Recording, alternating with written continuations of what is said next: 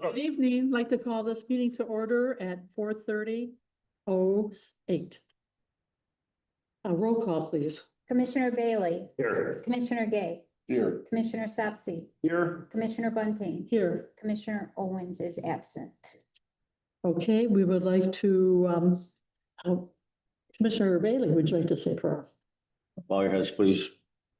Our most gracious Heavenly Father, we thank you for this day and the blessings in it. We also ask, Father, that you would continue your safeties upon our servicemen and women overseas and at home.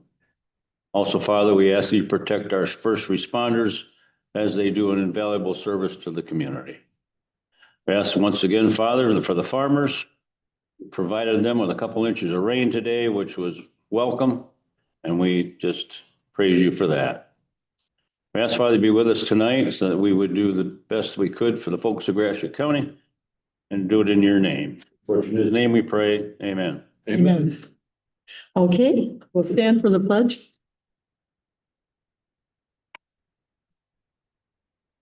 I pledge allegiance to the flag of the United States of America and to the republic for which it stands, one nation, under God, indivisible, with liberty and justice for all. You may be seated. Sorry about being late. Jeez, Moving it up. that's not a good look. Just a minute to get this moved up. Okay. Is there any additions or deletions to the agenda? The agenda, Second. Okay, motion by Commissioner Bailey and second by Commissioner Gay. All those in favor say aye. aye. Those opposed say nay. Motion passed. Okay, we now have brief comments. Is there anybody here that would like to get up and talk for a few minutes? Okay. A real quick one. Hi, Jim Wheeler, for those who don't know, President of Greater Gratiot, and my expert Casey Zahner along with me for master planning. We just wanted to take a moment just to kind of update, because I think there may have been a little bit of confusion at the last meeting a couple of weeks ago about the master plan coming out. And so just Casey's been really spearheading this, but wanted to remind everybody that tomorrow night at 5:30 at the RESD here in Ithaca, we're going to have our actual planning group that we hired to do this come forward with us. But Casey, I'd like you just to explain just a little bit where we were. Yeah, so what happened last week is it looked like an approval. That's what the legal language was. But it was an approval of the draft so that we can submit the draft out for comment. You have to have a 63-day public hearing comment. When you accept public review, then that gets all sent to the consultant and they incorporate in the final draft. So it was in no way a final approval. It was just saying this is the starting point that we're okay with. Of course, there's actually 11 steps in the whole approval process. That was just the first 3. And we are doing that for 3 cities, 3 villages, 16 townships, and the county as a whole. So we're really unique in that, but it comes with a lot of difficulties and a lot of coordination. So we're working through that. We're trying to make it as streamlined as possible, but just wanted to let you know that was in no way the final plan. If you have any feedback, please let us know. You can come tomorrow night. You can email me, call me. We'll get the feedback put into the final version, written by our consultant CIB. So. You said that is tomorrow night at 5:30. Yep, at the RESD here in Ithaca. So. We welcome anybody to please come and Yeah. get some more input with it as we go forward with it. So it's just kind of like all the pieces of it, get it back together. And now with the point of rolling it out, and clarifying edits, a number of other things that'll come through with it that'll make sense with it to do it.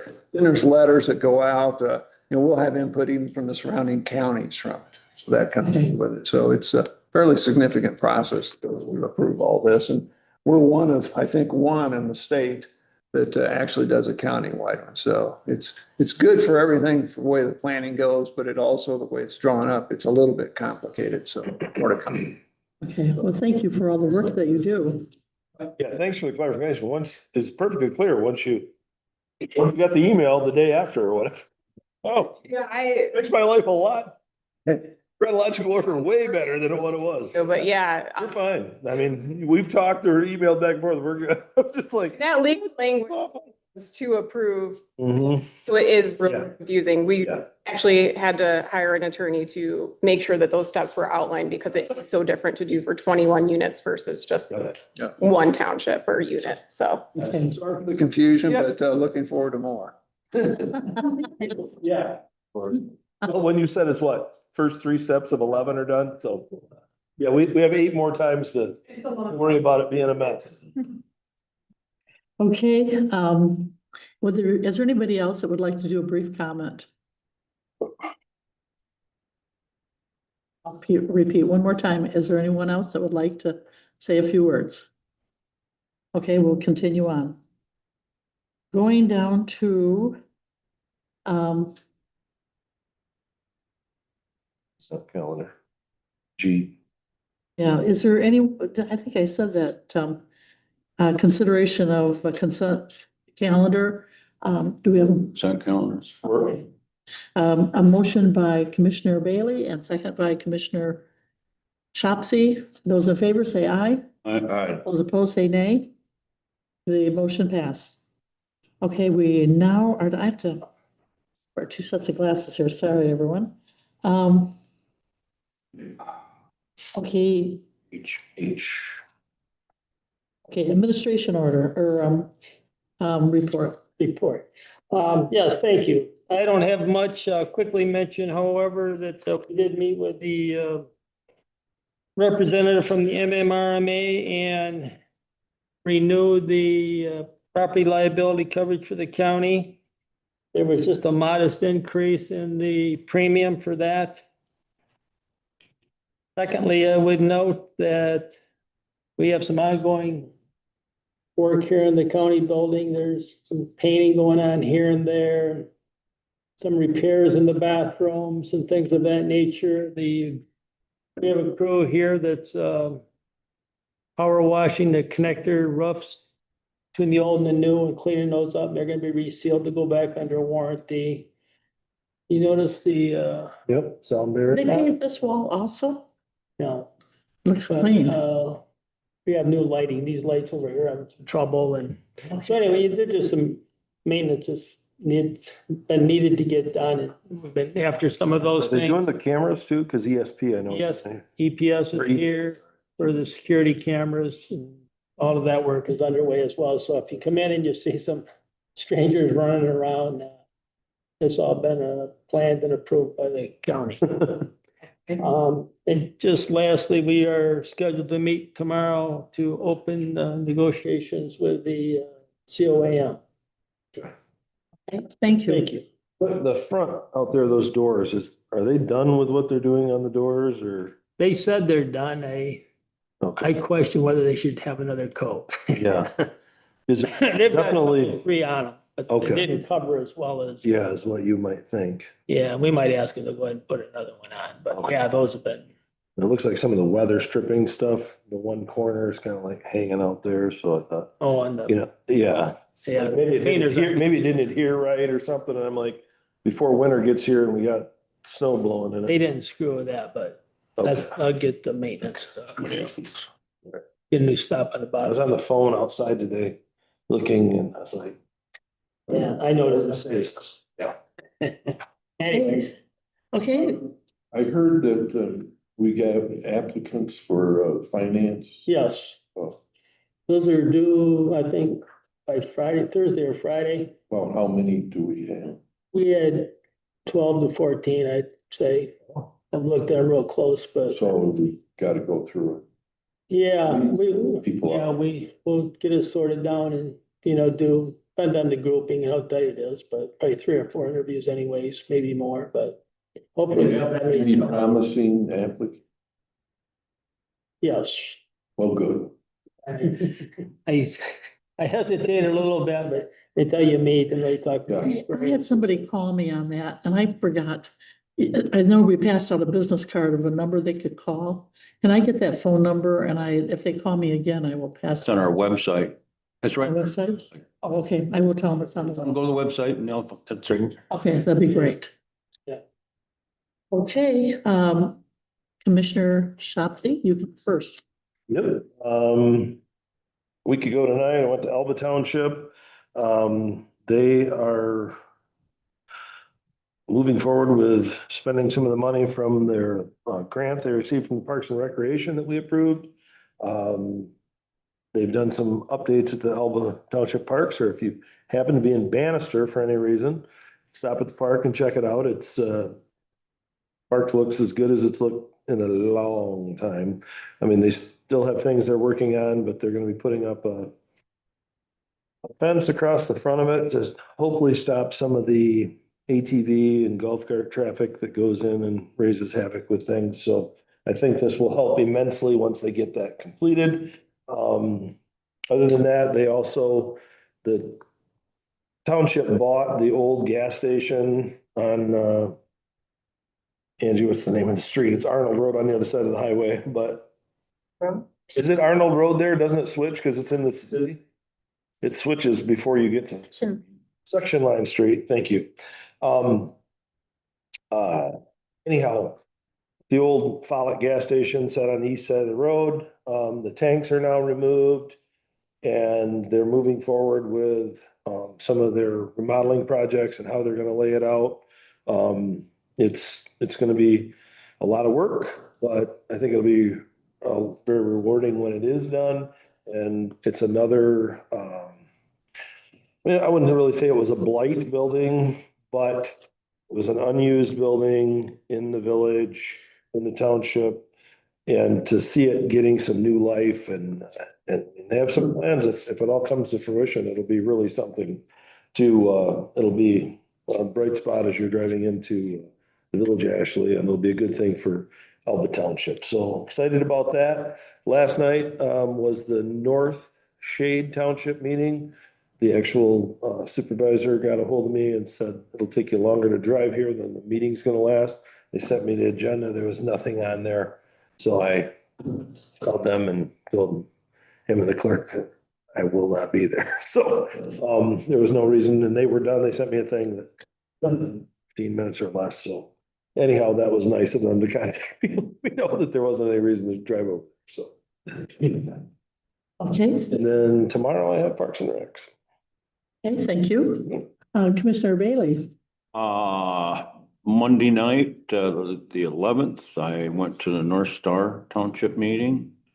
The normal meeting, we still have some blight issues over there we're dealing with. And in fact, today they were supposed to go once more to check. That was the health department to check to see if the work had been done. I have not heard back from them yet. Hopefully it is.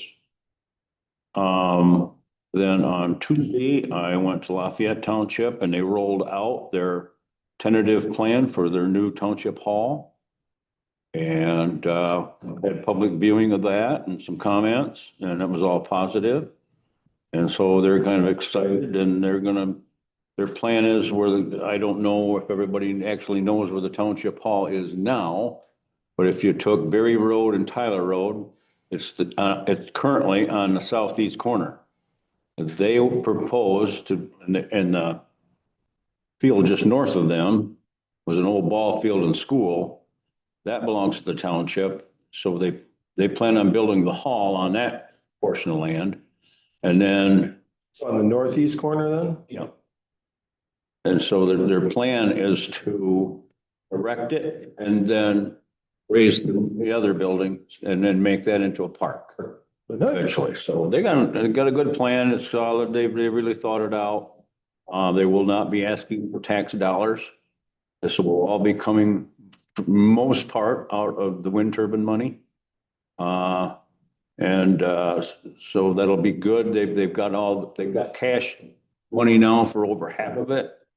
They'll bond the rest, and the payment will come out of the wind turbine. They got it all figured out. And then, yeah, that was what I did last week. And so I'm here tonight. Okay, thank you. Commissioner Yay. On August 11th, I went to the Emerson Township meeting. They talked about the dry weather, and lo and behold, last Tuesday we got water, and this Tuesday we got water. So that's really good. They have a lot of money.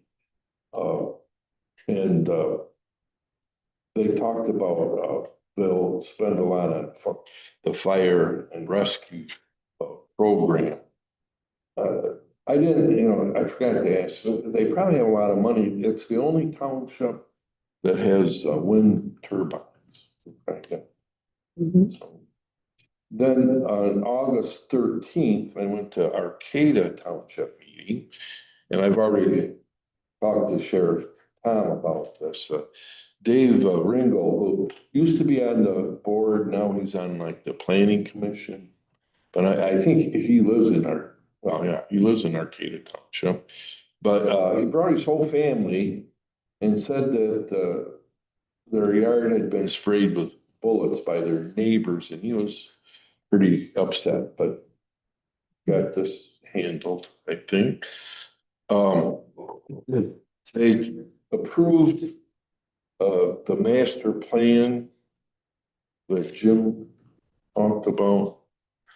They approved that. August 14th, I went to the mental health meeting. Beth Scanlon gave a presentation on the jail services. So the opioid settlement, we got money to, counsel the drug offenders in our jail. So that's good. A big discussion, if I got it right, a big discussion was held about possibility, maybe a small one, of them losing control a little bit to the state. And I think Melissa Stillwagon was up a little while ago, was up in front and told us about her concern about that. Yes. And we gave her our support. That's it. Thank you, Mr. Gay, or Commissioner Gay. Okay, I've been at a couple of meetings. I went to Michigan Works. We did bylaws, or we're going through the bylaws. Every couple of years, we have to go through it, bring them up to date, and see if there's any changes. And so that's going to take maybe another month before that'll be finished.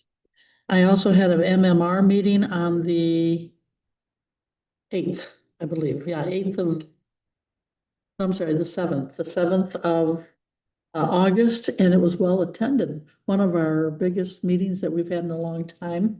We lost a few people due to people that had been on there for 25, 30 years. One of the new ones that's come on is we now have someone from the fire department.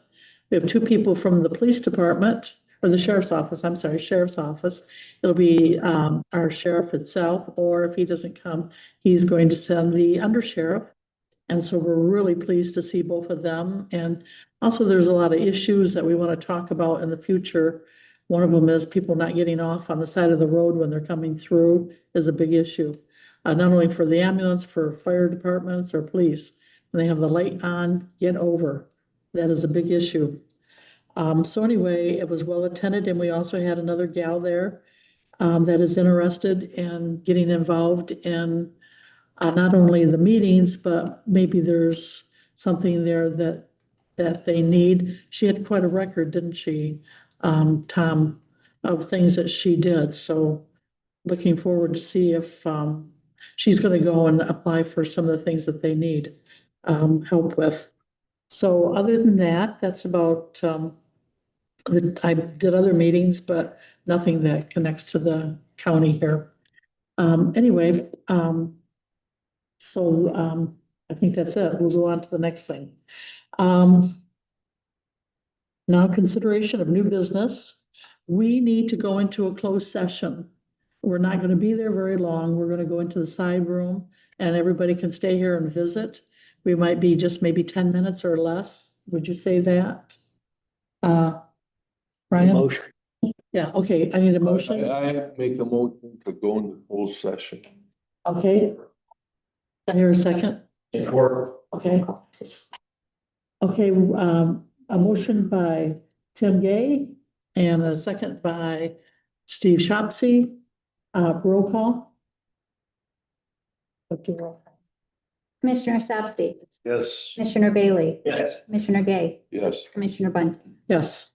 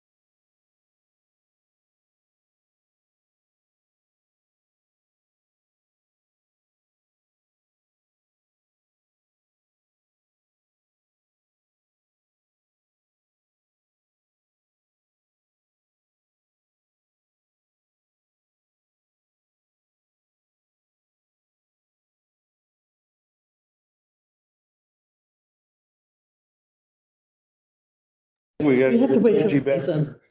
Yeah, you gotta wait till everybody's in. So. Make a motion to go back from, holding. Okay, motion made by We Commissioner. don't have to do that. We're just on the session. We don't have to, we Yeah. don't have to do a motion. We're gonna do a motion in regards to closed session, and if you give me just a second.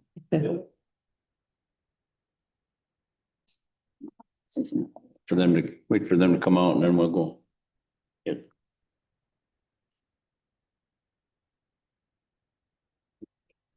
Then you get ready.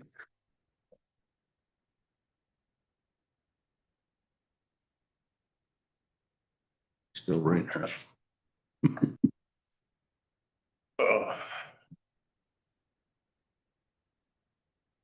Should this say County of Gratiot then?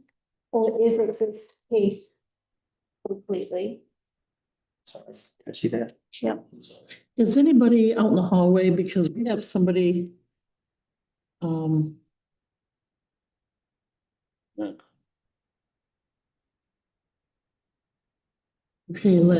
Kaylin, is she out there? Oh. Are they out there, Kaylin? I don't think they're, Charlie was planning to show, I didn't think he needed to be here. He was gonna give a little bit of a talk on, For They the wanted to- I don't think so. Alright. I don't think so. He wasn't gonna, he wasn't? no. Okay. I can handle it. Oh, that's right. They said you were gonna do it. Sorry. No worries. He's ready when you're ready. Oh.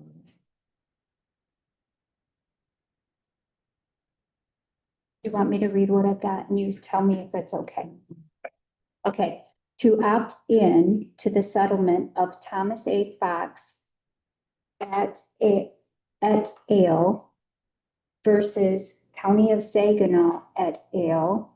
Case 19-CB-11887 with approval of the cost settlement and county cost sharing, and appoint the chair to have authorization to sign, as the attorney explained in pending litigation. That's fine. Yeah. How do you want the motion to read? So move that we adopt the. Is Yes. that a resolution No, or it's a a- motion? Motion as read to the outcome of our, closed session. Support that. A motion by Commissioner Shopsy and second by Commissioner Bailey. We need a roll call.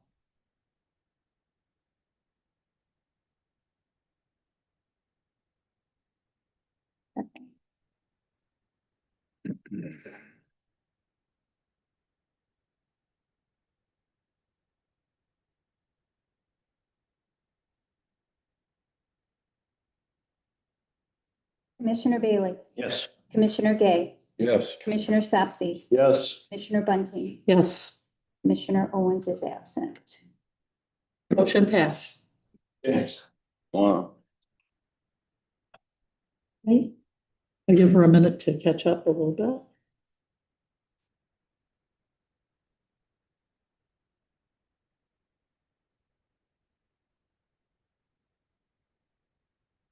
I'm good. Okay, consideration of signing resolution 25-338. Authorizing. And that's the opium litigation. Good. Yep. Do we have a motion on that? So move. Oop, go ahead, Tim. A motion that we should accept the opioid litigation. Okay, do I have a second? Okay, motion by Commissioner Gay and second by Commissioner Bailey to accept the opium. We have to name the resolution in it.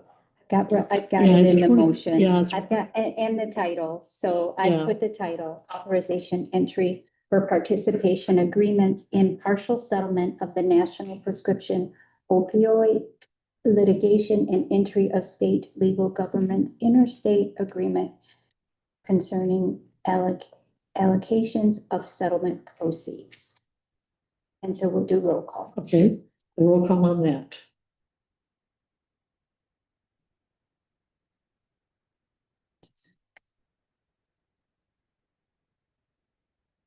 Commissioner Gay, Yes. Commissioner Sapsy, Yes. Commissioner Bailey, Yes. Commissioner Bunting. Yes. Okay, we now go on to 3. I'm going to turn this over to our administrator, and he's going to talk about Yes. consideration to appoint Kayla. Yes, I asked District Court Administrator Perkins to prepare a outline or a memo. I think he's done a fine job of explaining what they're asking for here. As you'll note in the attachment, that needed approval from Circuit Judge or Chief Judge Sullivan, District Judge McDonald, and Scale. We've been through that. They've all recommended or approved this agreement. The only thing remaining is the affirmation of the county board. And I would also note that the $50,000 public official performance bond has been filed. That was at no cost from the MMRMA for a blanket bond. So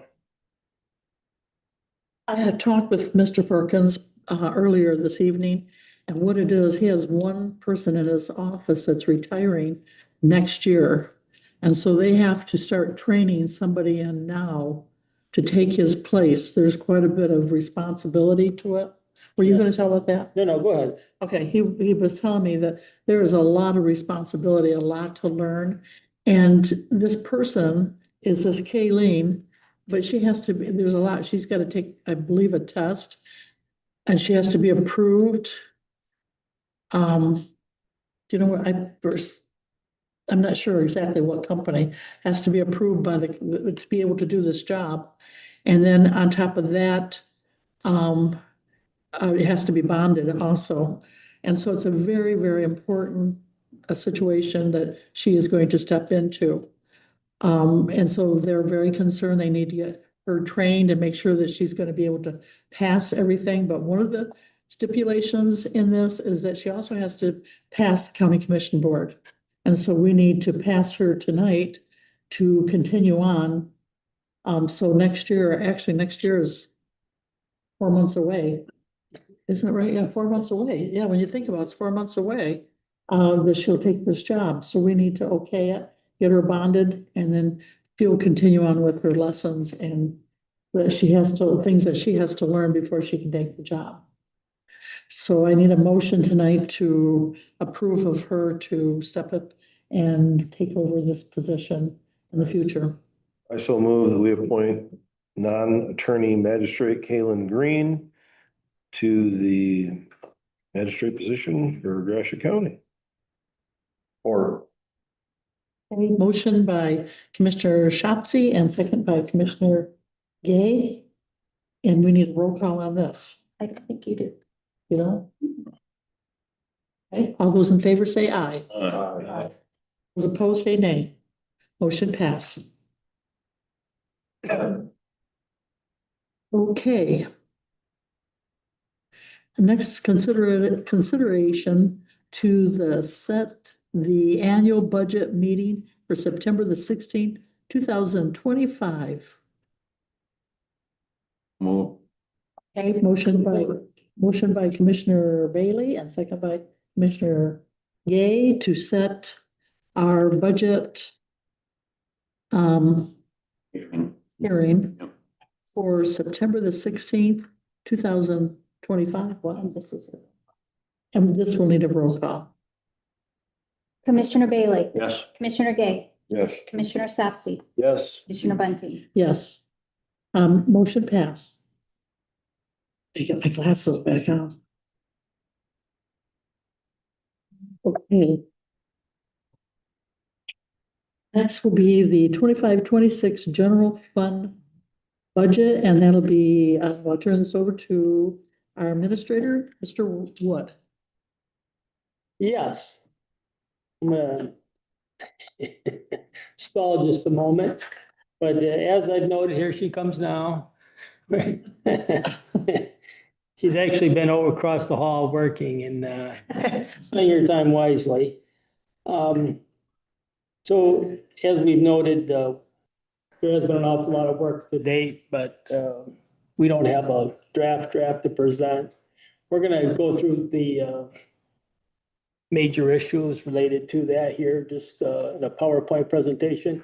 I think each of you received a paper handout of the same material. We're just gonna walk through this. Mary Ann's gonna speak to the issue a fair amount. I'm gonna speak some, and our equalization director Keegan's gonna participate as well. So with that, Mary Ann. Thank you. It's my pleasure to talk to the board. I think I've met most of you, but I'm Mary Ann Cornex. I'm with the Woodhill Group, and I'm serving as the interim controller. So I've been working diligently with Ryan and Keegan on developing the budget. So we wanted to give you a little bit of a high-level overview tonight. So I wanted to tell you some of the changes that have happened in the budget process. This year, we involved the department heads. In the past, the budget had mainly been developed by the controller. And this year, we sent out requests for the department heads to actually submit a budget to us. And then Ryan and I met with many of the departments and went over their budget. And I would say it was a two-way wonderful experience. We learned a lot from the department heads. The department heads learned a lot, and they are much more engaged in the budget, and they were all very willing and excited to join the process. So some of the changes that have been made will be in the formatting changes when you see your actual budget in a couple weeks here. We're going to be summarizing the expenditures by category. So you won't see supplies, ammunition, supplies, fuel. You're going to see a salary total, a fringe benefit total, a total of the supplies, a total of the contracted services, a total of the other services, and capital outlay. So we won't bore you with the minutia in the budget of seeing a line item budget. You'll see the budget by those categories. So hopefully it'll make it easier to read, less volume to the budget too. And then the general fund, you've been adopting your budget by what's called an activity rather than by the department. And what that means is you're not budgeting for the sheriff department.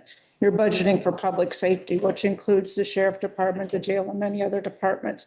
So you'll see a budget that gives you totals by that activity, which that's the amount you can't spend or the total of what you can spend. And then as a part of when I came on board, I did a lot of cleanup of the various funds that were out there. There were some special revenue funds that have been around for quite a while. Frankly, a lot of people didn't know what was in those anymore. And then when we met with department heads, they also asked for a lot of changes in the accounting. So to make it easier and more efficient, we've eliminated, I think it's total of 14 funds. So you'll see 14 less funds that now have been combined into the general fund. The auditors were very pleased with that. So, because I've confirmed with Ally that we're only closing out funds that we're able to do. Would you mention I'm sorry, but the example of the. Oh, I'm sorry. Thank you. For instance, the millage for the public safety. There's a special millage, the road patrol. So there was a separate fund for that, and you were allocating 3 officers paid to that fund to prove that you were spending it.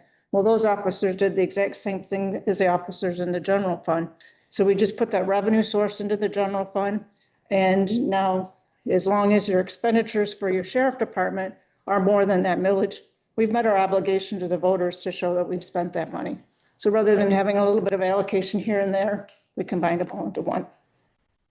That worked the same way for the 416 grant as well. The enforcement team. The 416 grant, the state funded 416 grant for Oh, no, traffic positions. Extra road patrol, we left that in a special grant fund. So that's 416 is separated still. Okay. because those are actually officers that are assigned To to the traffic. duties. Just was curious if. That one we left. And we'll only be budgeted for funds that are required under the state statute to be budgeted. You, in the past, have budgeted for every fund. The only funds that are required by state statute are general funds, special revenue funds, debt service funds, and capital project.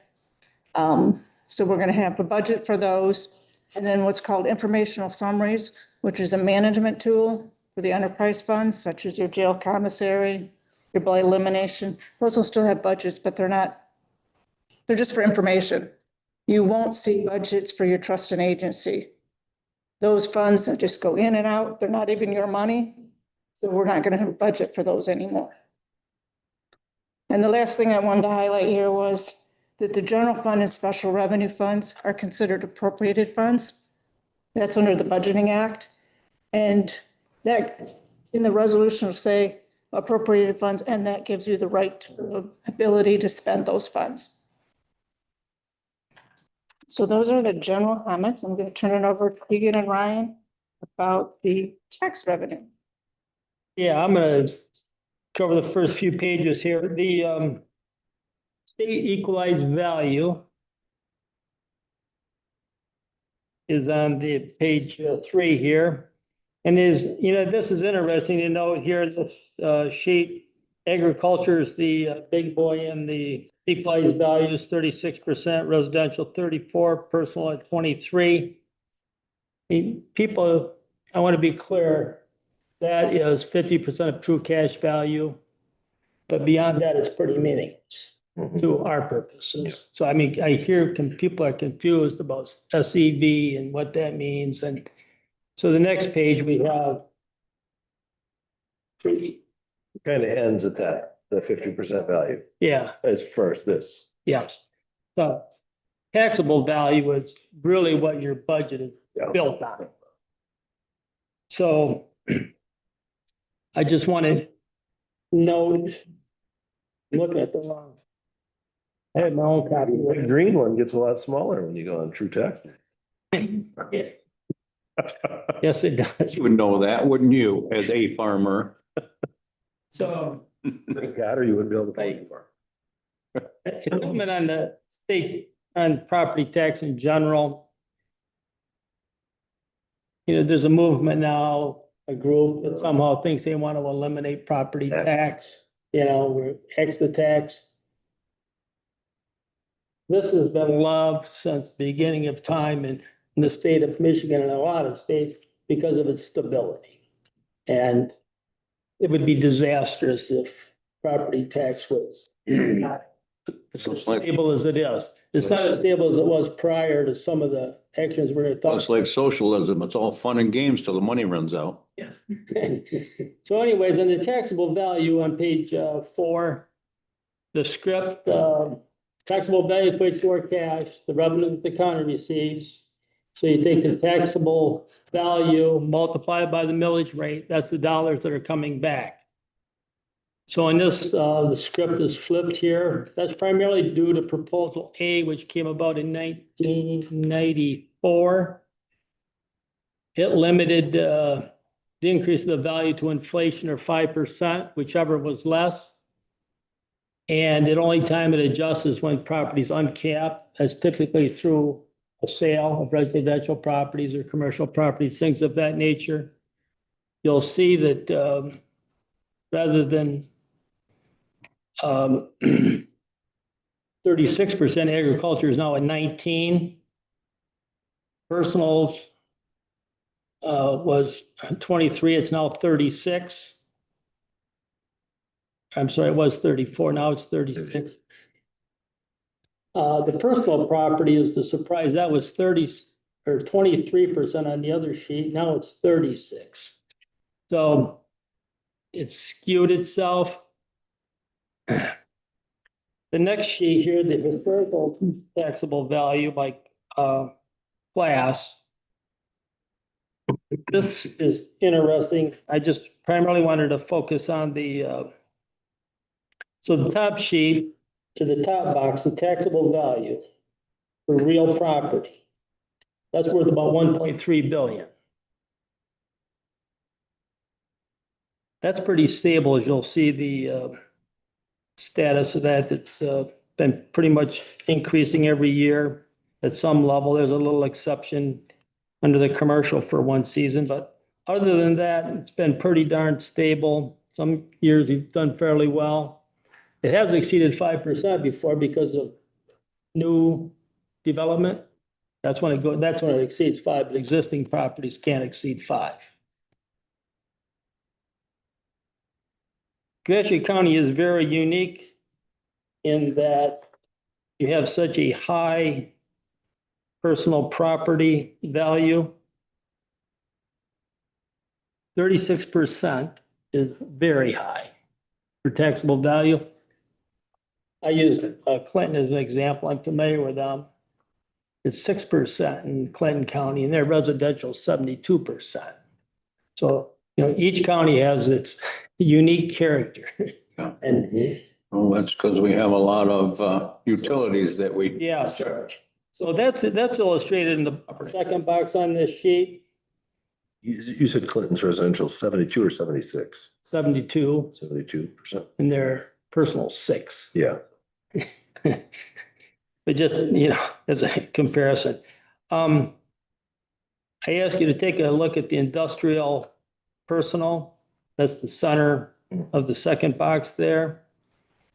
You can see how that has grown over the years. That's because it's primarily wind and solar. Yeah. That's 524 million of that 739. So $724 million or 524 million in industrial personal property equates to 25% of your tax base. That's a significant number. So It's a one number. significant, Yeah. major number. I just want to emphasize that it's done a lot for Gratiot County. A lot. I just one other quick side note here. If you look at the utility personal, this is another good thing out of the wind and solar. You'll see that there's a 20% bump, a 19% bump. Those are unusual. That's primarily because of utilities that were related to wind and solar that went in new. That isn't subject, it's not subject to depreciation schedule. So, there's an extra bump there that's kind of protected in the wind and solar. So that's all the good news there. For the bad news. It's turn the page. I'm gonna ask, a significant piece here is the solar. They're on a whole different, Pill the wind. Keegan's gonna handle, Yeah. that. Sure, yeah, yep, so. This slide's just basic to give kind of a basic overview of these agreements and what they are and sort of how they work. So the PILT agreement is basically an agreement with the township that the energy company is gonna make a steady payment year after year in lieu of receiving a normal tax bill. So set by Michigan law, the agreement is $7,000 per megawatt. And then I believe there's also an additional 3,500 per megawatt from the energy companies. And that's going to the townships, and that I believe is to be used solely for community development. So for this payment, a typical tax bill is broken down by the different millages that are being applied to that tax bill. For the townships that have the solar PILT agreements, instead of the millage rates, or instead of the different entities charging millage rates, they'll be divvied up by percentage. So for example, Pine River, they have an 80 megawatt solar farm. So that'll come out to $560,000 payments each year. And the county operating fund will receive 23.31% of that. And that's as the millage is currently set. If another millage is added to that, everybody will get kind of a smaller chunk of that. So that overall percentage would go down. Just a question. Mhm. They got, what did you say, 500,000? Their solar farm is 80 megawatts, so times 7,000 is 560. Yep. Southern part, we have two entities in Yep. one solar farm. So they're So split how's up. that broke up? North Star is receiving 45 megawatts and Washington is receiving 55 megawatts. Wait, We have all that in another sheet, but Okay. just for illustration purposes. Yeah, I don't have the number for those in front of me, but 45 times 7,000 basically for that payment. And then I have that, George. 55. Okay, I'm just curious. Yeah, Because there's a difference because you got one township, everything in it, and two townships kind of split. Yeah, yep, so they're splitting them That's all up they count. into two townships. They both elected to go built also, correct? Yeah. Yep, and that was So got the kickback from. Yeah, they're getting the same deal. It's just split. It's split up. Okay. Is there any questions regarding those? Now, did you guys ever run the numbers on what it would have looked like had they not received? It's here. It is here. You did do a sheet on that. That's part of that spreadsheet shows their taxable value, shows the depreciation schedule, and then it shows what the operating revenue will collect compared to what the PILT agreement. Which page? Page 6. Okay. All right. Yeah, you want to walk them through that. Yeah, It yeah. just shows us the difference. At the beginning, the difference is quite a bit. Then it goes the other way. Yeah, yeah, and so you can see Appreciation. the second to left column is the depreciation table, and that is the table I found as most likely would be used by the assessors to value these farms. But like the wind turbines there was multiple tables out there, and then the whole tribunal case came about because of that. But so that is These actually depreciate down further though than what the wind does, correct? yes. You'll never get to like 12 on the Yeah. wind stuff, I believe they stopped around like 30% on, 30 or 35. yeah, something like that. But so that's the table I found that I believe the townships would be using. And then I put on there what the taxable value of the farm would be, and then what that would translate to in the operating millage, and then compared to what the PILT agreement would pay out. Yeah. So the moral of this story is where it's something of, a fixed price on something or perhaps nothing if you didn't have it. So Yeah, exactly. Well, we're trying to avoid the same pitfalls that we did with the wind turbines and the taxation of them and the pill. When you start, I call it the bait and switch.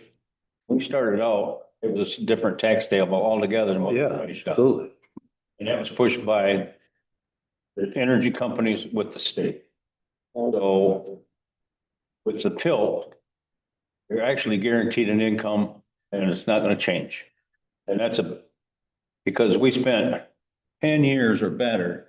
So I guess a year ago, we had the session about hundreds of thousands of dollars. Every year we wrote a check, and every township is in that wrote a check. And it was miserable. Not only fortunately, they were benevolent, when we use that word, benevolent, when it came to the tax settlement part of it, because they forgave a lot of it. But we gave a lot trying to get what we fully deserved, and we didn't get it. But there was a lot of money spent trying to get it. And the only ones that wins in litigation is who? The lawyers. So this was a way to help eliminate that.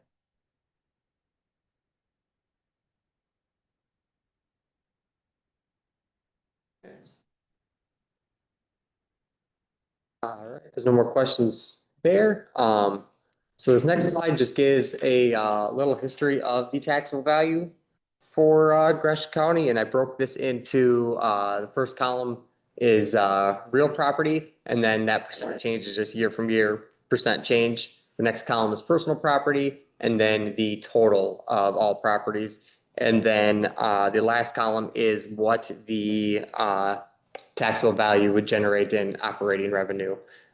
So what I basically want to point out on here is you can see in the personal property column in 2016, 17, 18, 2022 and 23.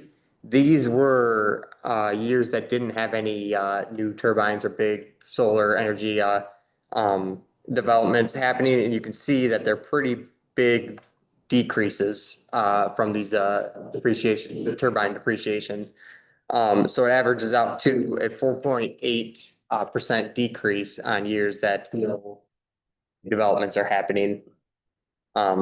Isn't part of this, the reason those were so high, part of what George just got in talking about, they changed that depreciation value? And that's what caused those higher numbers early on, was when we originally, when I wasn't on the board, when you guys originally agreed, the county first got into doing these, those power companies kind of promised you the moon as far as there was gonna be money to build. Bait and switch.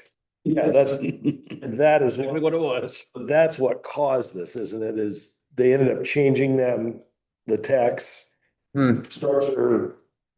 Yes, I believe Originally, it settled. sounded like it was gonna be the greatest thing since sliced bread. Mhm. Then all of a sudden, they changed. which Yeah. It's caused this lawsuit and all the money that was spent, and this is the end result, the Basically. drastic reduction in personal property tax. Yeah, and so there, a lot of the turbines too, they're on these different depreciation tables. There's different tables that they settled on. And they're on different steps of these tables. But the tables in general, even the settled ones, they still depreciate faster than a lot of other property Yeah. is going to. So it's just more to show that it's a large chunk that if there's not new developments being added to it, then it's probably going to be going down. When I noticed 25, unique year, added a whole bunch of value. We brought all these solar farms onto the, You got the heartland down there and that's made it big. but yet we still lost. Yeah, I think it was So approximately that's 30 I million. think everybody needs to realize is, we added a tremendous amount of value, but actually went backwards because of the depreciation schedule of the wind farms. Yeah, yep, I think it was around like $30 million of new. Washington County, Mm-hmm. yeah. And yep, and still ended up with a minus. It's 6. Yeah. Yeah. For that. So any projections where we're going next year? Because we don't, Yes, okay. I figured you did. that's where we're going. I figured you did. Okay. Next page. See, asking you, we see. Steve, yeah. Okay. So, and again, to Keegan's point, these are just estimates. Mm-hmm. A lot of this is still in play, is being settled out yet, but I thought it was imperative that the county have an idea of the days ahead. Currently, the county's really in pretty fair shape. I mean, other than some infrastructure needs that you have, the budgets come together quite nicely and, Mhm. but when you start talking long-term deals and major wage increases and things, we just need to be careful. I mean, if nothing else comes out of this tonight, should be having a discussion like this every year. Figuring where this is at, you need to carry a healthy fund balance, et cetera, et cetera. You're unique in the fact that you have all this depreciation value. This value is depreciating. So as Keegan has put this together, future taxable values. So in the top box, he's estimating that the real property is going to increase about 4% for demonstrative purposes, and that the personal property is going to decline at 4.8, which we believe is a realistic number, but that's something you're going to need to keep an eye on as it moves along here. So you can see the operating revenue on and this is just calculated on the 5.6 mils, 5.56 something mils. Under your general allocation, it doesn't include any of your special voting. So you can see next year, 11,442, 11,563. But your overall change there is 0.88, 1.06%. That's with a 4% growth in real property.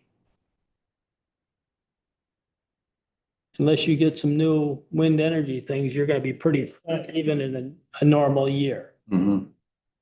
You drop down to the next box, you have the same assumptions for the personal, but if real hovers around 2%, if you have low inflation, little new construction, which you've had those years, you're actually going to see a decline in your general revenue.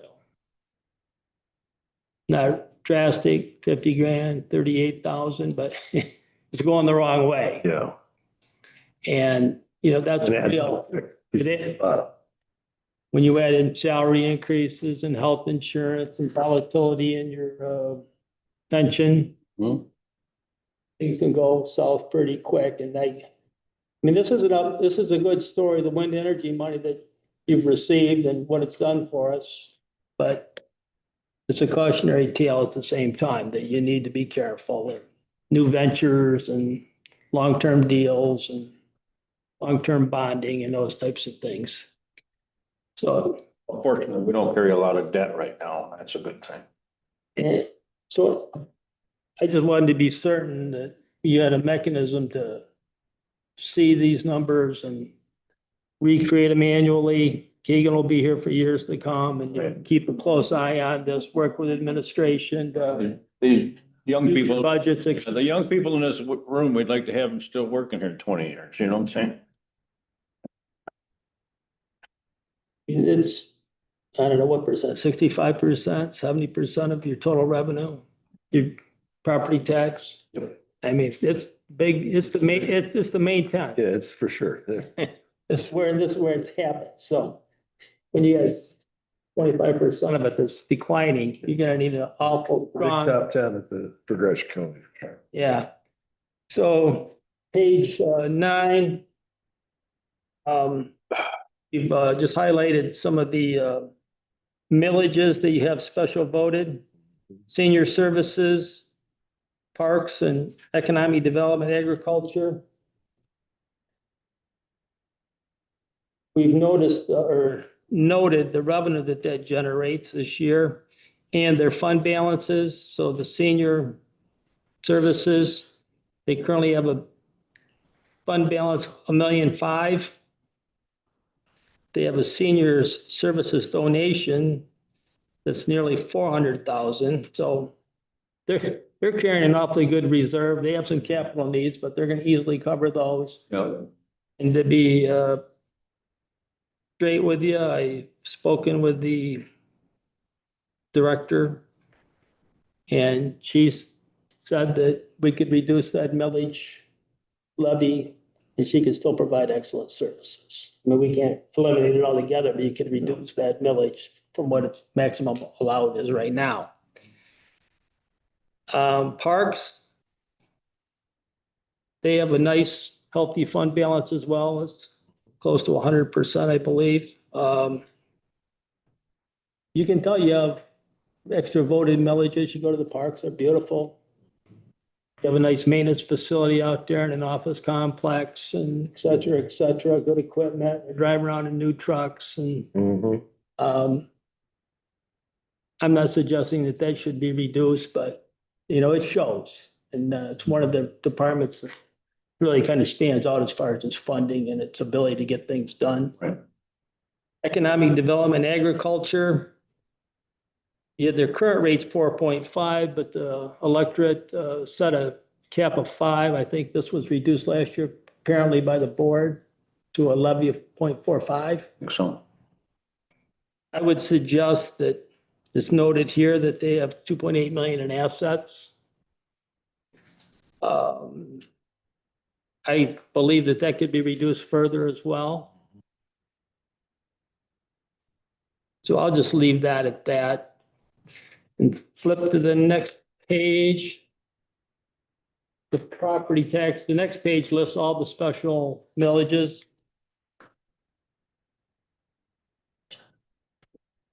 So I wanted to know here, the general operating approved in 1970, that's when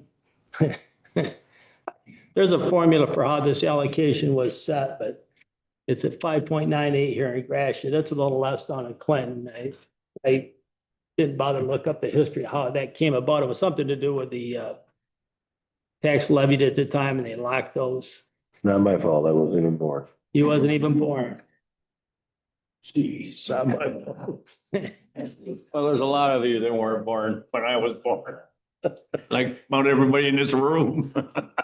But the interesting thing to me on this sheet, is you look at your general operating millage at the top there, it says rate 5.52. That's what you're eligible to levy this year. So that's a result of the Headley rollback, which came about in 74, I believe. Maybe it was 77. But anyways, Headley was put together to protect owners from increases in taxes by rolling back tax rates. So there's a formula they go through every year. Kagan does that calculation. Perhaps it gets nibbled back periodically over the last many years. I would note that some counties, I hate to mention Clinton again, but I will because I'm You know what? I mean, you know. familiar with it. But that's been I think it was reset 3 or 4 times, at least 3, maybe 4 while I was working there. We went back to our maximum allocation. There's a method I think it's through tax allocation. It involves the townships, the county, and the intermediate school. They all have a maximum allocation. And I noticed in one of the, some of the documents I was looking at, one of the township has less than 1 mil. They've been rolled back once or twice, a little bit. So under that resetting of that, they would go back to a full mill as well. But I guess what I would suggest the board consider doing is nibbling back the senior services millage, perhaps take 1/10 off of that, go to 5.4.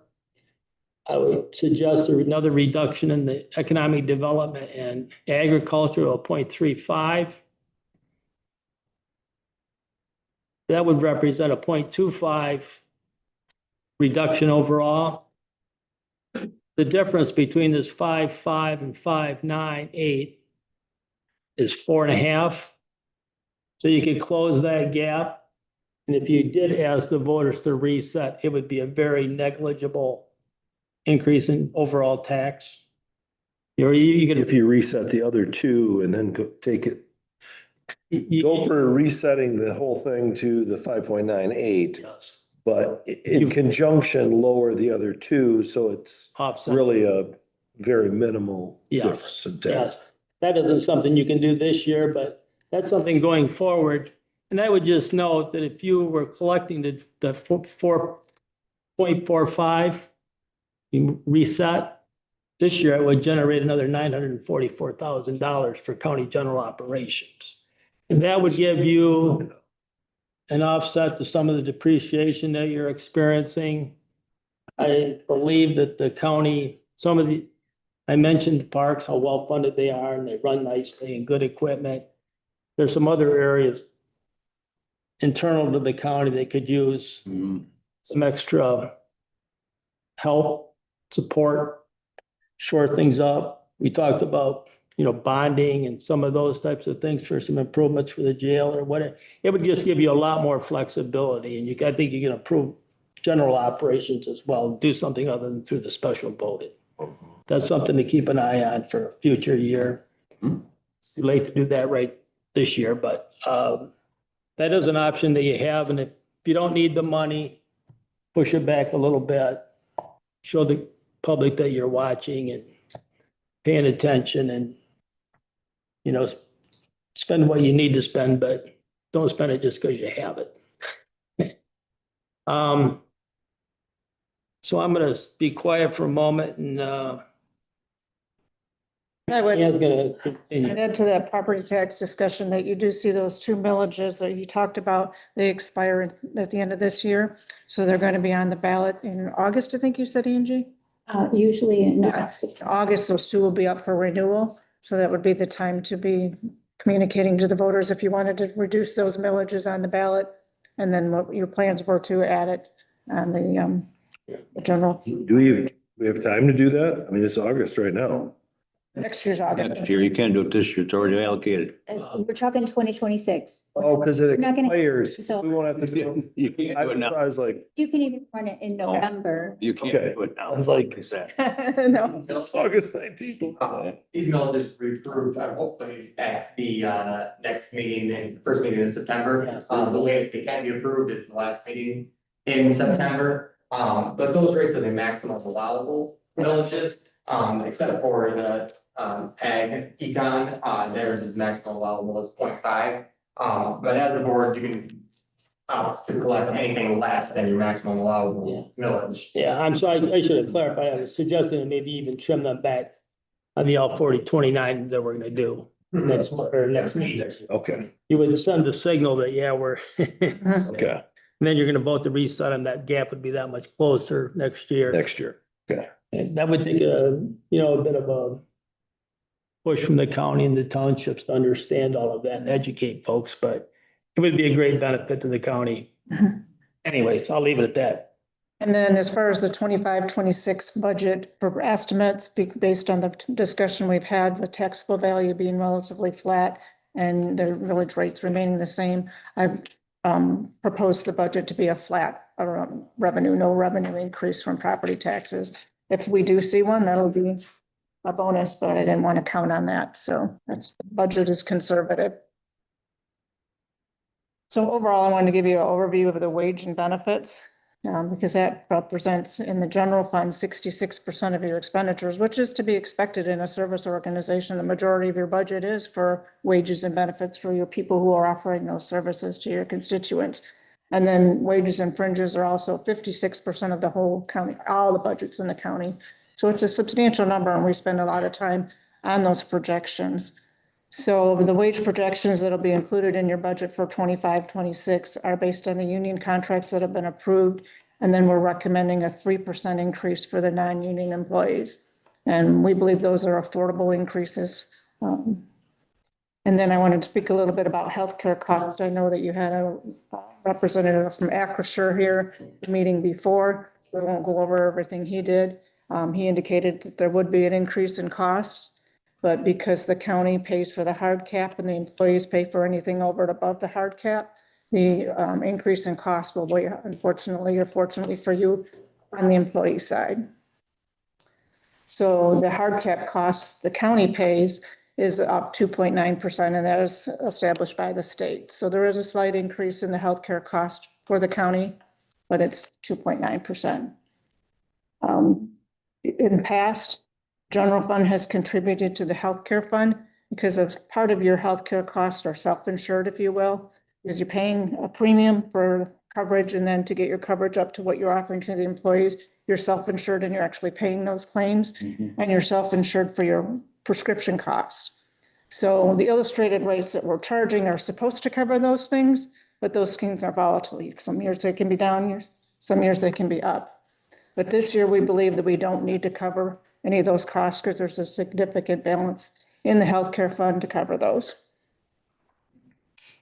Other post-employment benefits, the benefit for retiree healthcare to your retirees, it's valued by an actuarial.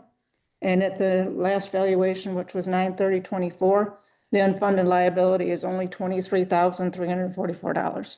That's really an enviable position for an OPEB plan. You don't see those very often. It's 99% funded. So in 25-26, the actuarial determined contribution is $25,000. But that isn't the only cost that's associated with your OPEB plan. You have to look at what's called the implied subsidy.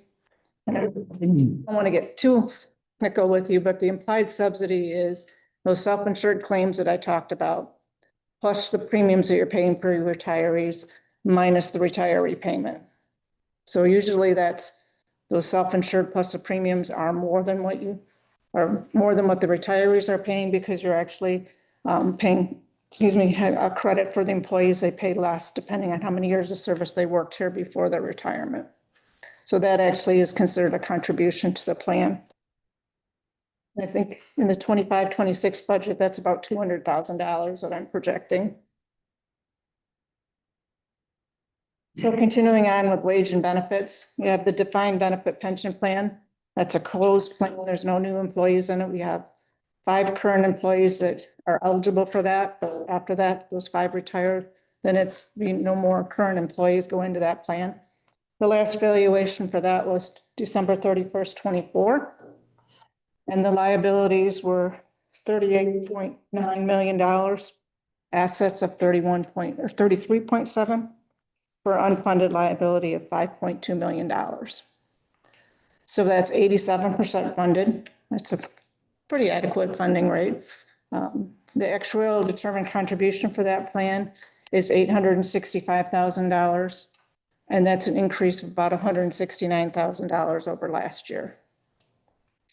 One thing I wanted to note about what we're doing with the budget for that is, in the past, if an employee retired from the sheriff department, let's say there's 10, I'm picking on the sheriff department, there's 10 retirees in the sheriff department, that was coded to the sheriff department. It was considered a cost to the sheriff department. Well, that really inflates what it is because those are past employees, it's not current employees. So what I've done is I've carved out all the prior employees and put them in one department. And so you'll see one number in the general fund, and then the other funds who have retirees are paying their share. What the positive news here is 25-26 is the last year of the pension bond. There was a bond issued in, I think it was 2019. And we've been paying on that. That's $860,000. So that payment won't go away. So that's like a bonus for next year's budget that you'll have next year being 26-27, that you'll have that $860,000 extra. So now getting into a little bit of the highlights of the general fund. The general fund has a healthy fund balance of an unrestricted fund balance of $9.6 million. That represents about 53% of your budget. I don't know going into 25-26 yet what that carry forward budget will be until I do the amended budget. So we're working on that. But one thing I wanted to point out too is you also have an assigned budget of fund balance of $2.7 million. Assigned means you as a board have set money aside.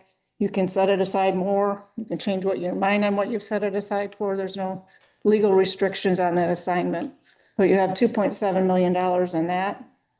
There's 1.5 of that assigned for building improvements and $1,015,000 for OPEB. Yes. Is the 2.7 included in the 9.6? That's in addition to the 9. Above and beyond, and that's separate. Up and down, yep. So I wanted to clarification. So as I mentioned, the OPEB fund only has an unfunded liability of $23,000, but you have a reserve of $1 million. I believe Ally mentioned this in her audit presentation too, that that's probably not necessary.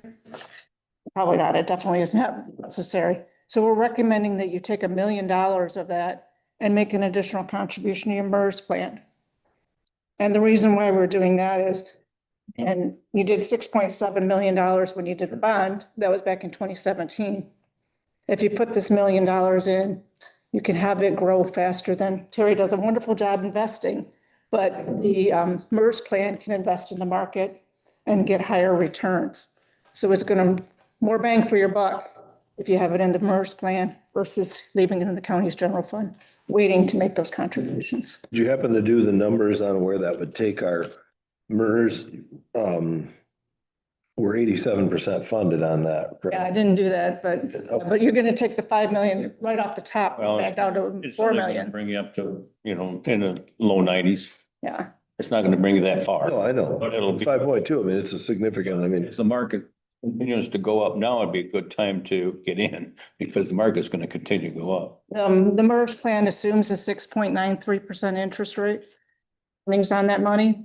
That's just an average over 10 years. Plus, I believe they're on the low side too. So you could definitely make good contribution there. And this is money that you don't need for that OPEB. So it makes sense to Ryan and I to recommend that we're going to recommend that you put that additional $1 million in and do that on January 1 too, so that all your fiscal year, October 1. October 1. And once it's been approved in the budget, if you choose to approve it, we put it in right there. Put When it gets- it to work with you. Yeah, that's far off. Just to echo that. Previously, you were at 90%. Mhm. Most recent actually, you dropped 87. Yeah, You know, Yeah. you made your bond, you made the required payment that you need to get that, you seen what she noted, it went Well, up. it's a value, it's not a lot, it's a value to get that $1 million in there to help you out a little bit because it's gonna make it more, that $1 million will create a, and I can't tell you off the top of my head, but the market value going up 10%, let's say, it's gonna increase that value of that money. Well, there are somebody who's gonna increase it by 6.93 or 693,000. Yeah. But you don't always hit that. Well, no, Yeah. no, but that's, Go the other way. that's your hope. Yeah, that's your, I'm just, one year, your evaluation went up, or your cost went up $169,000, I think is what we said for the increase in MERS actuarial determination. The extra million will smooth that out or hopefully eliminate that volatility in the next few years. Yeah, that would have, that'll help. It can jump a lot quicker than that too. yeah. Well, that $1 million isn't helping anybody else except us. We don't, but if we don't put it in there, it won't help anybody, Right, you know, yes. I would highly recommend Oh, yeah. you get that. no question, no question. Okay, perfect. The budget for the general fund will have capital improvements of 678,570. And at the next meeting, we'll have the actual plan of all the capital improvements for the, not only the general fund, but all county resources of what's going to be spent on capital. As far as staffing changes in the general fund, you've already approved the director of finance, so we've added one position. And then with the director of finance, I set up a department called finance, and we moved the two administrative support people that are in the administration now that all do finance into the finance department. So the finance department will actually end up being 3 FTEs, one of them new and 2 existing. And then the prosecuting attorney is eliminating 1 full-time equivalent due to retirement, but they're going to be asking for a reclassification of their current staff. That's to go into this coming budget year. Correct. 26, yeah. Indirect costs, what indirect costs are is the general fund houses the administration, the finance, the legal, the insurance. And so the county does a study or commissions a study to figure out how much of that cost should be spread to other funds, other departments, other grants. And in the past, those indirect costs have not all been charged, even though they were computed by the company who did the study. We're proposing to increase those indirect costs and charge every fund, every grant, those indirect costs that have been calculated by the outside vendor. And that actually ended up being an increase of about $300,000 in general fund revenue. And that comes mainly from friend of the court, Commission on Aging, and the drains. Now, I will give you one caveat that friend of the court couldn't support that much from the indirect cost. So I increased the indirect cost, but we also had to increase the general fund contribution. But I like to do that because it truly shows the total cost of the friend of the court, rather than wiping out the indirect cost because you can't afford it. So, next thing to highlight in the general fund is the Ithaca Sheriff contract. That expires at the end of this year. We've budgeted it as if they will renew that, and hopefully they will renew that. But if it's not renewed, we'll need to reduce the force by 4.5 officers, which is what the contract covers right now. Contingency, your budgets have always contained a contingency. I think this year's budget has $50,000, proposing a contingency of $150,000. And the reason being is that we don't know yet the drain at large number. You could spread that over time. It's been the commission's purview to pay it all at once. That's a normal. Yeah, policy, so I don't know how that, we have an estimate, but we don't have the actual cost yet, so we don't know drain at large. And then the state hasn't adopted their budget either, and a lot of your budget, well, revenue comes from grants from the state. So I'm leaving a little bit more of a contingencies, just in case those don't come through. We'll cross our fingers that they do, but that's the reason I'll be asking for a larger contingency than in the past. I wanted to make one comment and reference the drain at large. I wasn't aware that Gratiot paid all of that. Yeah. That came up during our budget meetings, and I would just note it is under the State Transportation Act, the Road Commission is responsible for 50% of that. That's how it's done in most counties.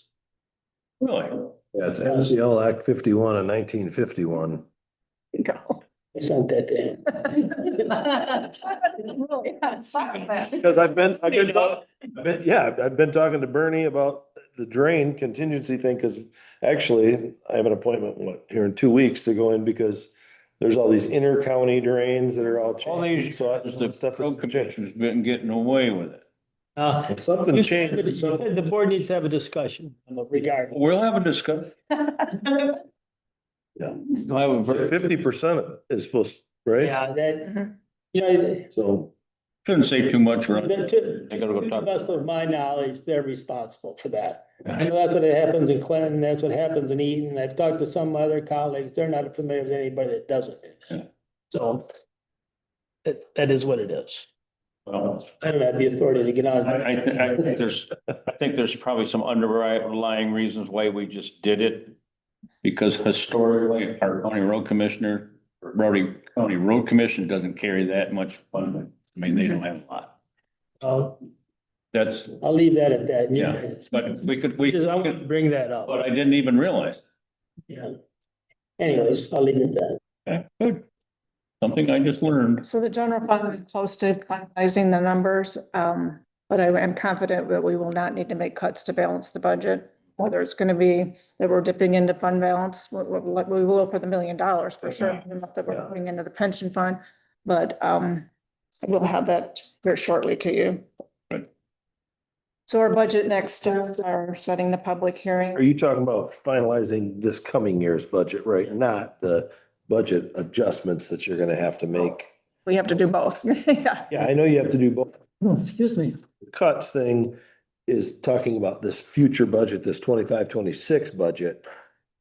We'd have no idea yet at this stage of the game whether We can't. Can't make any cuts. We only have 1 month left. Yeah. yeah, we've still got a full month. I mean, there could be. Yeah, but I was working on that while I'm waiting for your meeting to get to this point. So, but that needs to be done before we can actually do the finalizing the 25-26 budget too. And as far as budget amendments too, I talked to George about this. It was my goal to get those to you in May. I just couldn't get to them this year. And this year you're going to see quite a few adjustments because there weren't any done during the year. So it's going to be quite a massive thing, but in the future, I would recommend your new controller does it at least quarterly.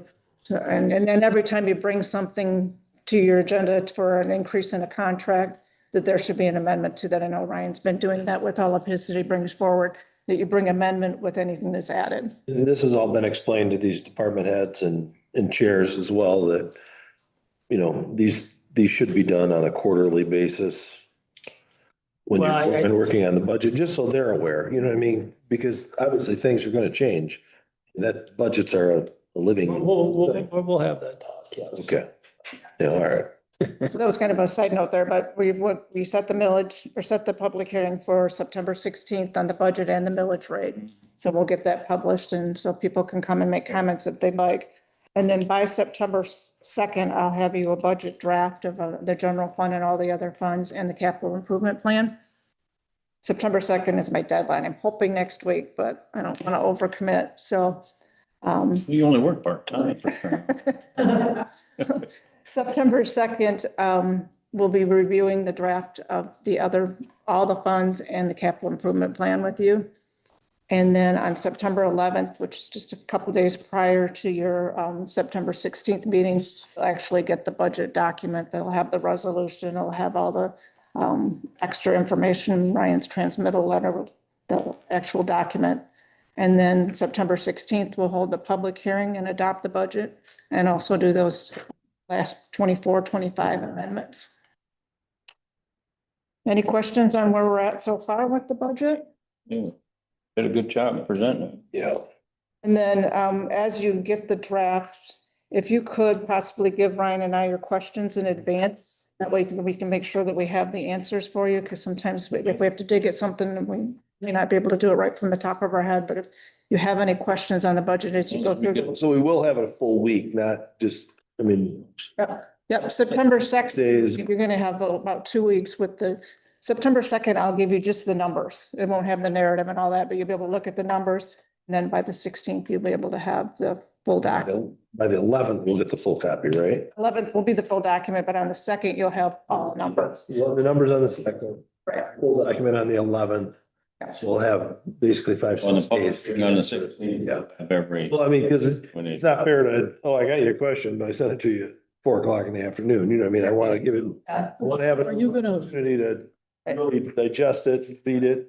September Questions I want. 15th, we do have to adopt it, and if we don't adopt it, we're going to have to do a special meeting and we won't be here anymore. So, Right, and the 17th, I'm yeah, gone. yeah. So we, and you'd have to follow the rules about setting Won't be back. meetings and things like that. So our Exactly. goal is, we have you have all the information you need to be able to. adopt it. Questions, okay, if I have questions, you want me to submit them to you, you're gonna give me the answer, I would like the answer.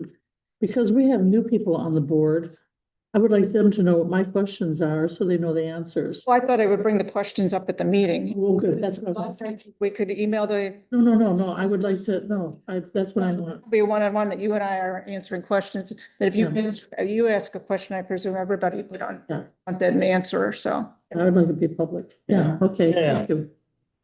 it's just helpful if we get them in She just advance. wants to know your question before the meeting, so Yeah. you have an answer. But she say, the answer to this question is, and everybody hears it, so everybody understands where we're at. Yeah, that's what I wanted. I just wanted to clarify that. Thank you. All right. I want to thank both of you. I know that you came into this, you know, this has been on your topic since you started, that this is something that has to happen. And I mean, so we gave you a smaller window than normal, especially to adopt a new, entirely new budget process where we involve all our employees and It's been a long. I have spoken with, not, I wouldn't say several, but a few of them. All of them, I think, are very happy to have been actually part of the process and understand. It gives them a much better understanding of what their budgeted dollars are, why they're budgeted that way. And it gives you that, especially when you sit in a group with other people, you get a little better understanding of your needs and wants. You know, oh, these people have a need, we have a want, you know, maybe next year we can ask for that if it still is. And then we're going to be having meetings with department heads too, to show them how to use the BSC tool for financial, so that they can keep track of their budget and just, and learning more consistencies. We found a lot of inconsistencies on how, is this a supply in one department or a service in another? So we're trying to nail that down so we're more consistent across all departments too, but it's baby steps too, but we're getting there. But it's encouraging, you were able to get rid of what, 14 funds that are irrelevant to, you know, our budget, that just adds more confusion when we are looking at the budget. Redundant is what it was. Yeah. So. Thank you. Yes, okay. Is there any other questions on this? Okay, do we need to, Well, actually, we need to do on this. nothing, okay, a consideration of unfinished business.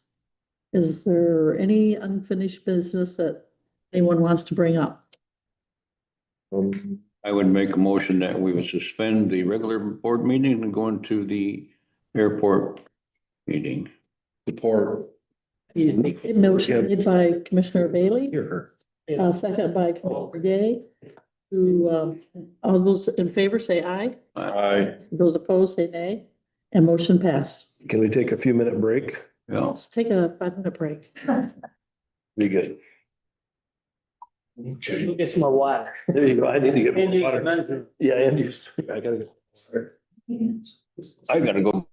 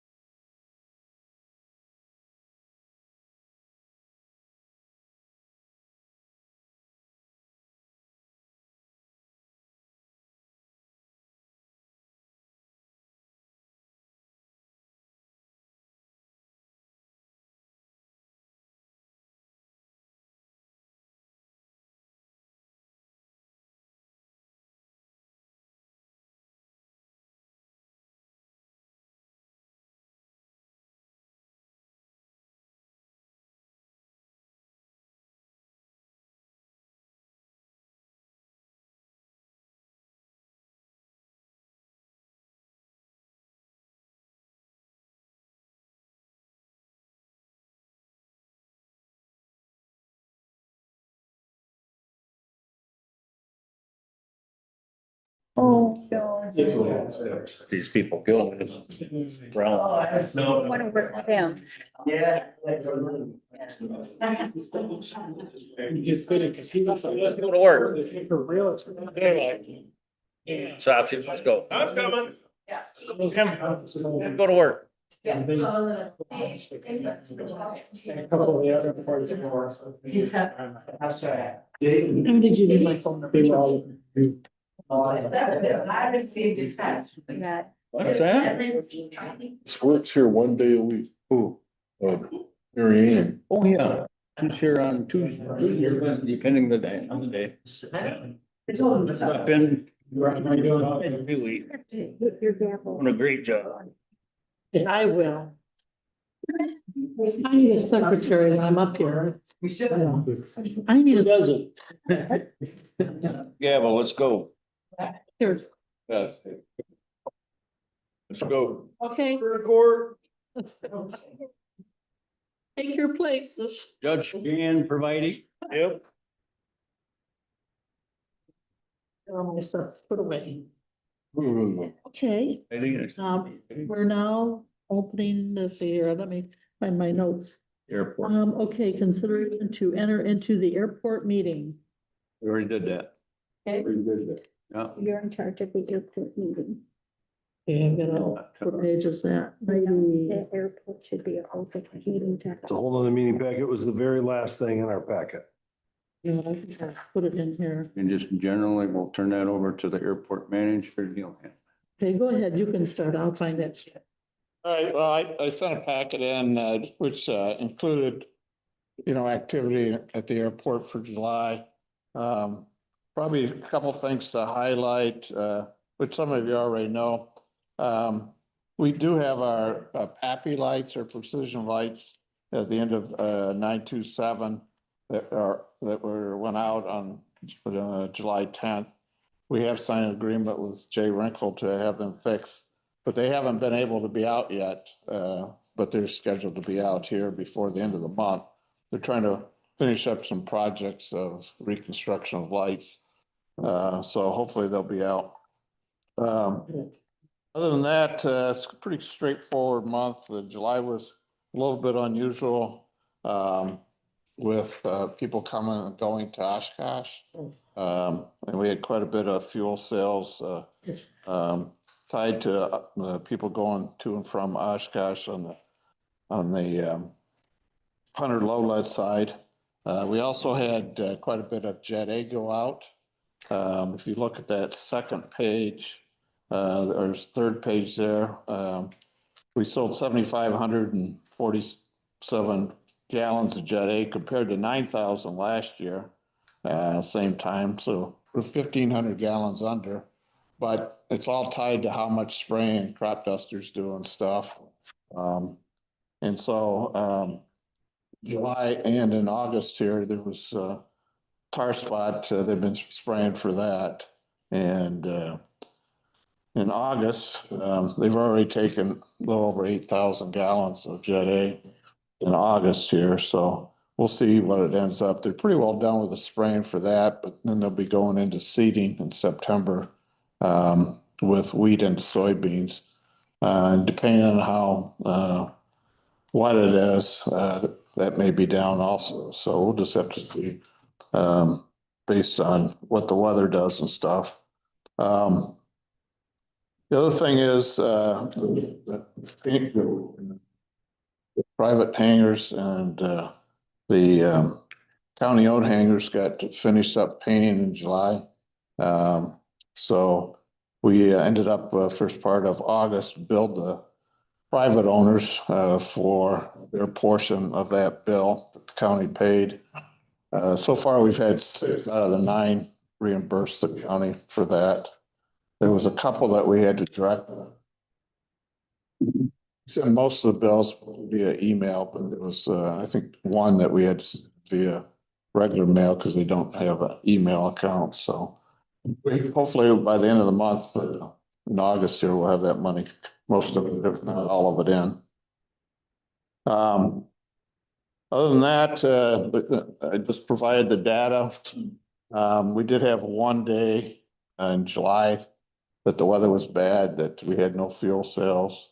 So, last year we had 5 days in July that we had no fuel sales. So we're 15 days better off this year in weather compared to last year, through July. We're a little bit ahead on the Jet A, 434 gallons ahead of last year, but that could change. We might not have as much sales in August as we had last year. And we're about 1,800 gallons ahead on the 100 load lead sales.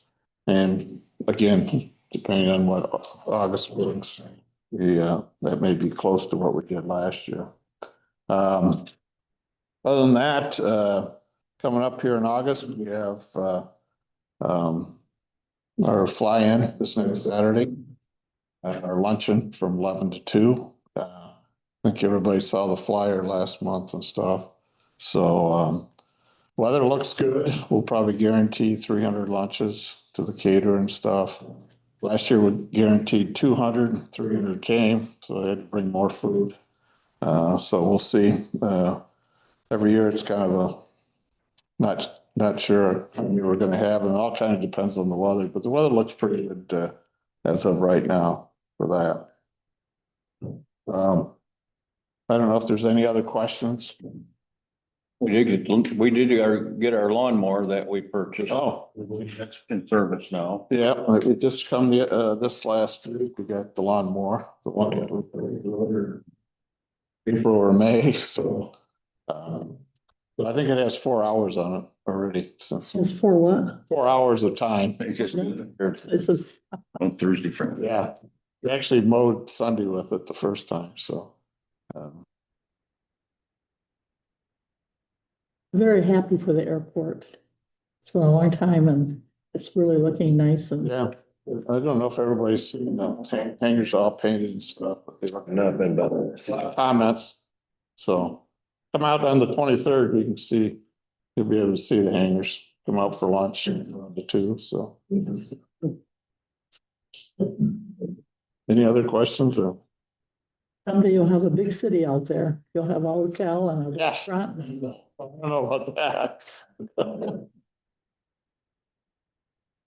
Next month, we didn't have a meeting this month, but in September, our meeting what part of our meeting will cover our new 5-year plan or updating our 5-year plan. When is your next meeting? Would be the Advisory meeting. second Monday or second Wednesday of September. Second Wednesday of the month. Ice cream man coming there, Tim? No. I'd like to sit in on that, your 5-year plan. 1:30. 1:30? Okay, thank you. All right, It'll be fun. anything else for I'll bring us. Dennis?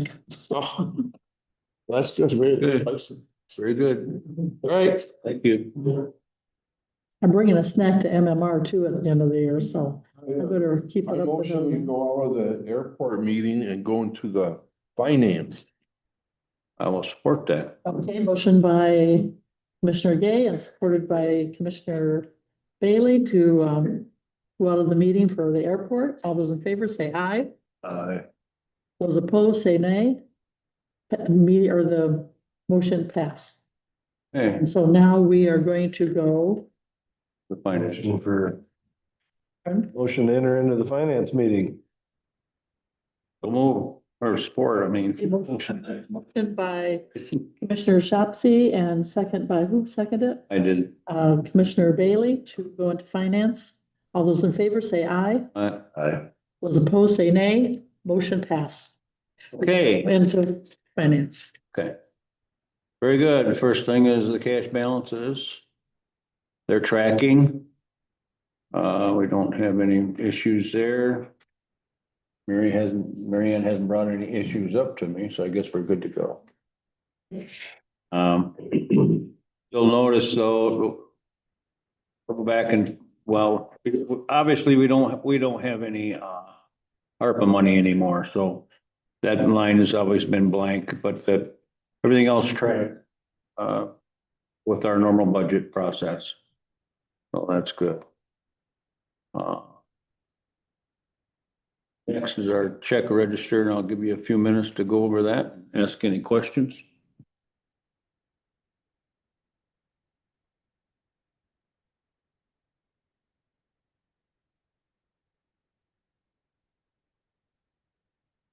Got a few questions. I have a question for, on the first page, it says, yeah, I have these glasses on, I don't see very well.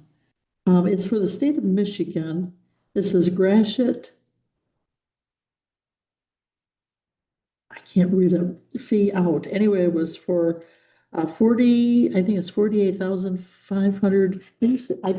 I'm sorry, I wear two sets of glasses and I didn't bring my other glasses. That's for the water heaters. Replace Water heaters. your control valves, Okay, 48,578. why did it go to the state of Michigan? It didn't, Didn't- it went.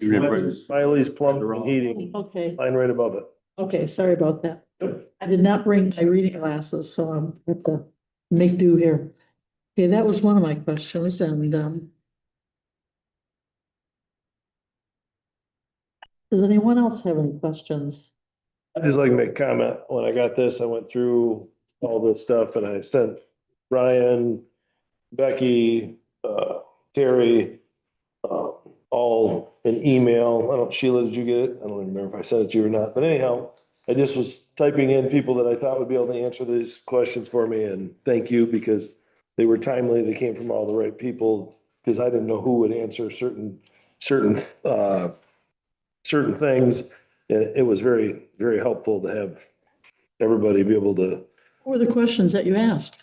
well, actually, one of them was about the Smiley's plumbing, because I said replaced hot water heater control valves, and at that much money, I was wondering if it actually was the hot water heater, but it was all valves. One that I thought for sure, Jan, you were gonna talk about was the Gordon Food Service for $3,603.61 for flavor ice, but Well, that could be either Commission on Aging or over to the jail.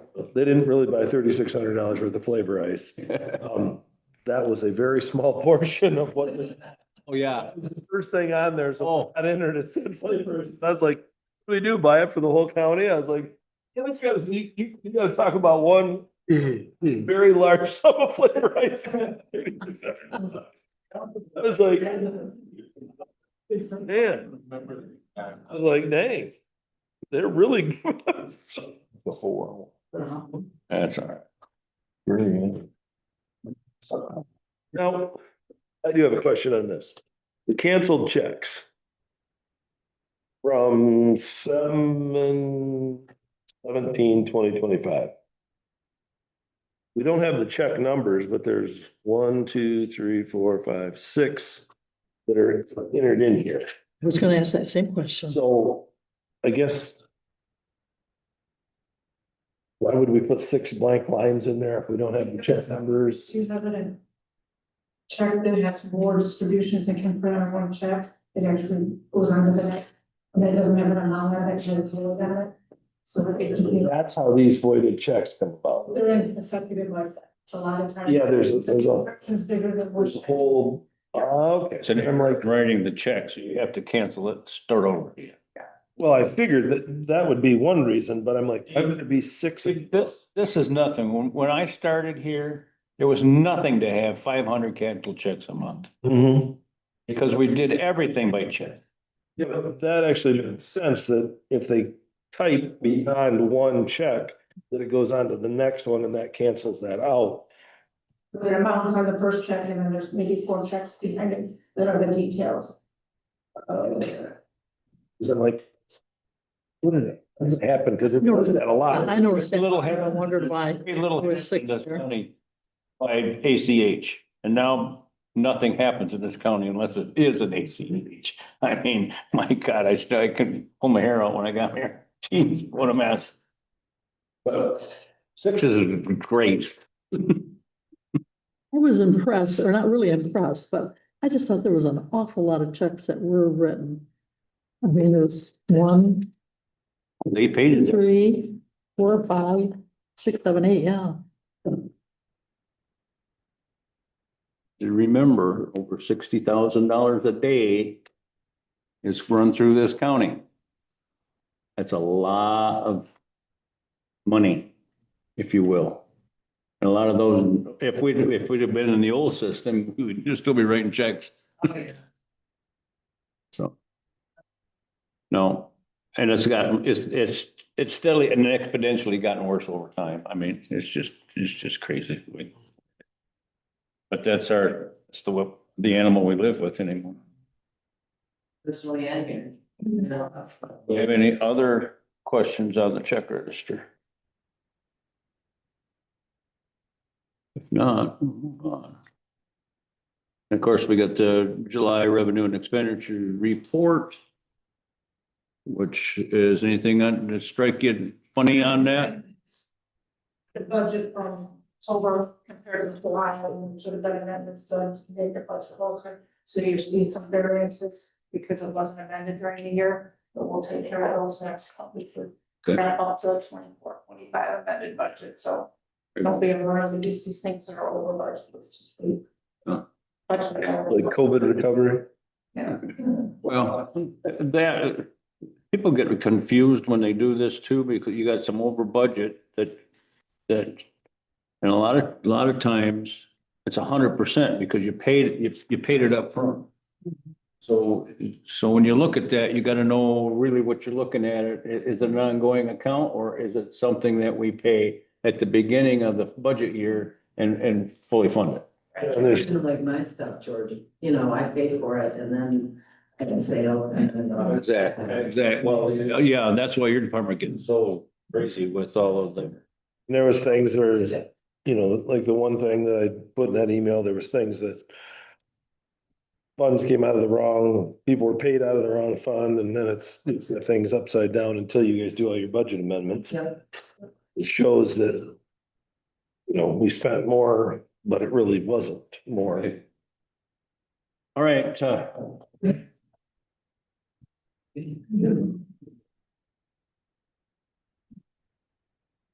Good evening. hello. All right. My July investments, you all have those. You can see that accrued interest did not decline from last month, which is good. George was expecting it to be a lot lower than that by now, but we've held on pretty On the good. line, I'm very pleased with what's going on. I don't know, I'm waiting for the shoe to drop.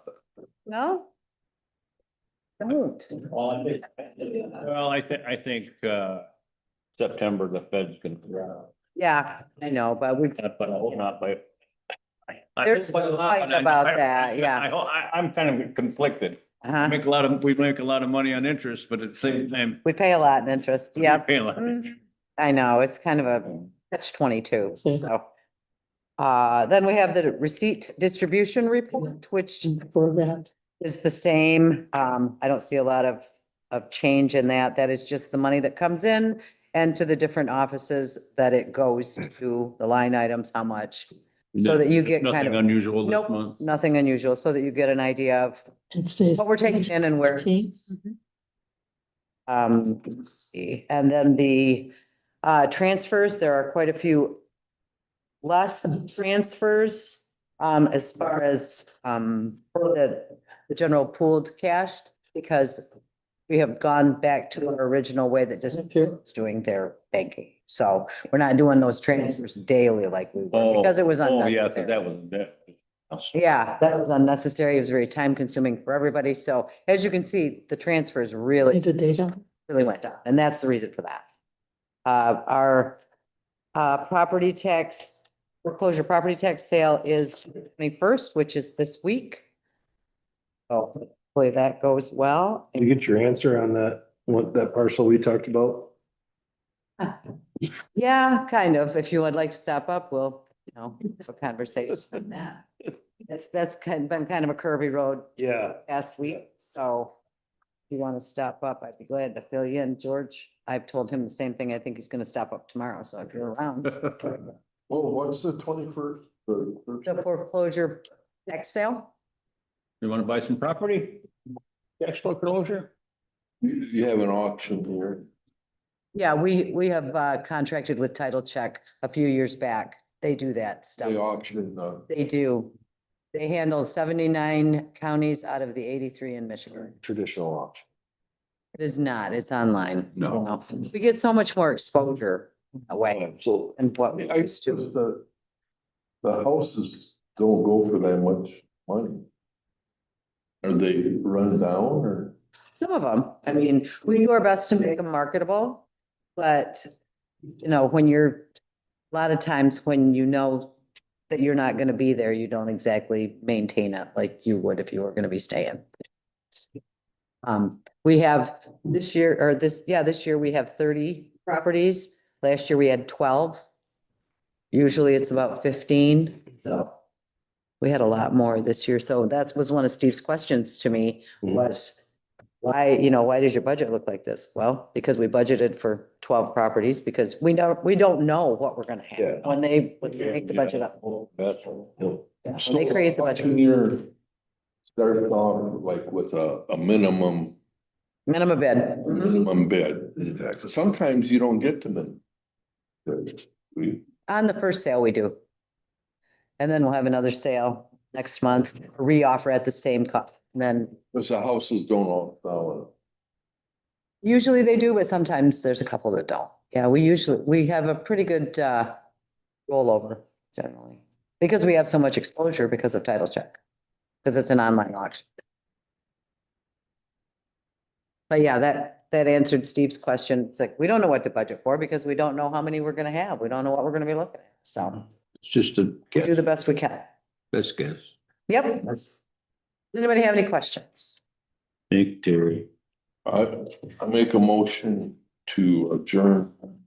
Oh, we gotta pay the bills, so. Well, he can do that and pay the bill at the same time if he says it right. Yeah, okay. See if he can say it right. Hey, I make a motion to pay the bills and then adjourn to our regular meeting. You gotta adjourn the finance one first in order to pay the bill. You gotta, Oh, I gotta. you gotta mention, yeah. The bill during finance. Well, You gotta leave the finance to the regular to pay the bills. I'm gonna tell you what it's. Return. To return to the regular meeting for the purpose of approve the expenditures. There you go. Exactly, there you go. And I support that. Okay, a motion made by Commissioner Gay and supported by Commissioner Bailey. All those in favor say aye. Aye. Those opposed say nay. Right. Motion has passed. Okay, now we make a motion to, Now, public comment, yep. It's just down the line, so. You got a public, anybody wants to make public comment, Jan? Yes. does anybody want to make a public? Very quick. So our Germans will be here.